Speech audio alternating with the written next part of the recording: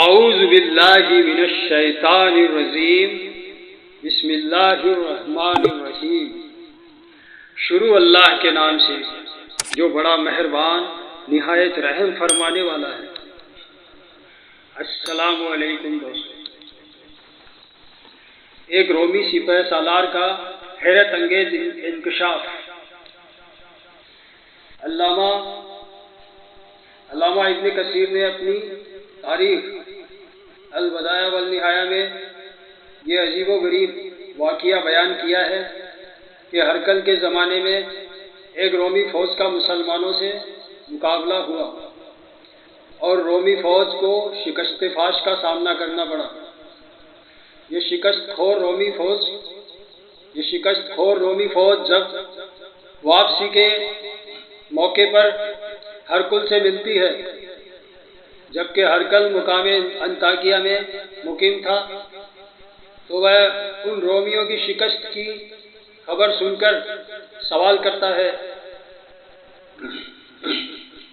مجھے اس قوم کے بارے میں بتاؤ جس کے ساتھ تمہارا مقابلہ ہوا ہے، کیا وہ تم ہی جیسے انسان تھے؟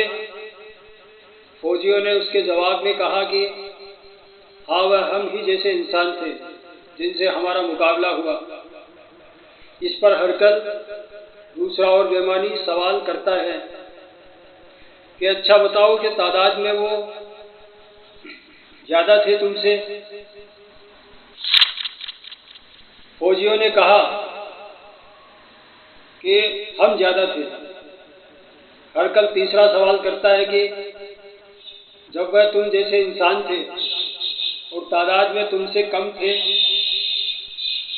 تو پھر تمہاری شکست کھا جانے کی وجہ کیا ہے؟ اس کا جواب اس رومی سپہ سالار نے بڑا عجیب دیا۔ اس نے کہا ان مسلمانوں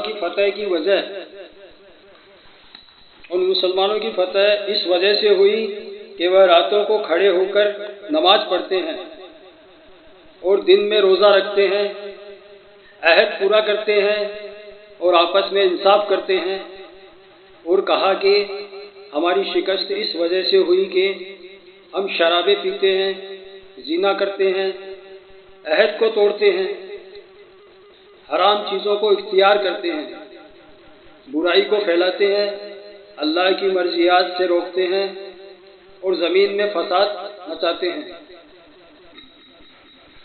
یہ سن کر رومی بادشاہ ہرقل نے کہا کہ تم نے سچ کہا۔ یہ سن کر رومی بادشاہ ہرقل نے کہا کہ تم نے سچ کہا۔ معلوم ہوا کہ مسلمانوں کی اصل طاقت ایمانی و روحانی ہے، اور موجودہ دور میں ہم مسلمان ان رومیوں والے کام کر رہے ہیں جس کا اندازہ و مشاہدہ ہرقل نے کیا، اور یہ جواب دینے والا کوئی مسجد کا ملا اور لوگوں کی اصطلاح کے مطابق مدرسے کا بانی نہیں، بلکہ وہ تو مسلمان بھی نہیں تھا، مگر جس چیز کو اس نے دیکھا وہ اس کی تکذیب کیسے کر سکتا تھا؟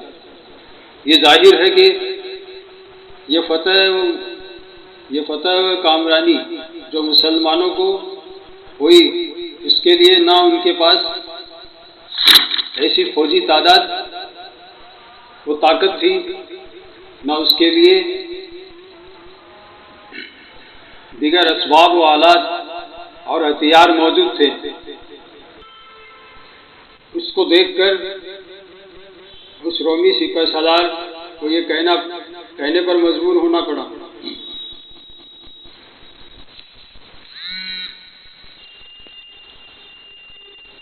ان کے پاس نہ کوئی ایسی فوجی تعداد و طاقت تھی، نہ اس کے لیے دیگر اسباب و آلات و ہتھیار موجود تھے۔ اس کو دیکھ کر اس رومی سپہ سالار کو یہ کہنے پر مجبور ہونا پڑا کہ ان کی فتح ان صفات